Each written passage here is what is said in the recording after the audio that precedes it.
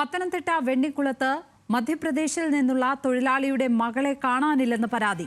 17-കാരിയായ റോഷ്നി റാവത്തിനെയാണ് കാണാതായത്. കഴിഞ്ഞ ദിവസം രാവിലെയാണ് പെൺകുട്ടിയെ കാണാതായത്. വിവരങ്ങളുമായി ശ്രീരാജ് ബാബു ചേരുന്നു. ശ്രീരാജ്, ഇപ്പോൾ ഏറെ നേരമായിരിക്കെയാണ് കുട്ടിയെ കാണാതായിട്ട്.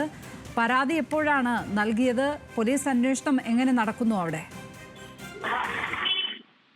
രശ്മി, കഴിഞ്ഞ ദിവസം രാവിലെ 10 മണിയോടുകൂടിയാണ് ഈ പെൺകുട്ടിയെ കാണാതായതെന്നാണ് വീട്ടുകാർ പറയുന്നത്. ഇവർ കഴിഞ്ഞ 12 വർഷമായി കേരളത്തിൽ ഉള്ളവരാണ്. മധ്യപ്രദേശ് സ്വദേശികളാണ്.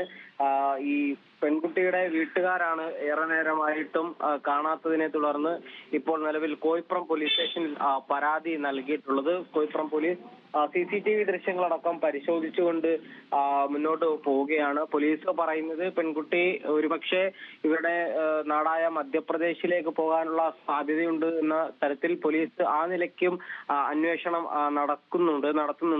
കറുത്ത ചെക്ക് ഷർട്ടായിരുന്നു പെൺകുട്ടി കാണാതാകുന്ന സമയത്ത് ധരിച്ചതെന്നാണ് പോലീസും അതുപോലെ തന്നെ വീട്ടുകാരും പറയുന്നത്. മറ്റു പ്രശ്നങ്ങൾ, വീട്ടിൽ എന്തെങ്കിലും തരത്തിലുള്ള പ്രശ്നങ്ങളോ പെൺകുട്ടിക്ക് മറ്റ് പ്രണയബന്ധങ്ങളോ അത്തരത്തിലുള്ള ഒരു ബന്ധങ്ങളും ഇല്ലായിരുന്നു എന്നാണ് വീട്ടുകാർ പറയുന്നത്. നിലവിൽ പോലീസ് CCTV ദൃശ്യങ്ങളും അതുപോലെ തന്നെ ഈ നാട്ടിലേക്ക് പോകാനുള്ള സാധ്യതയും കണക്കിലെടുത്തുകൊണ്ടുള്ള അന്വേഷണമാണ് നിലവിൽ നടത്തുന്നത്. ലക്ഷ്മി. ശ്രീരാജ് ബാബു ആണ് പത്തനംതിട്ടയിൽ നിന്ന് വിവരങ്ങൾ പങ്കുവച്ചത്.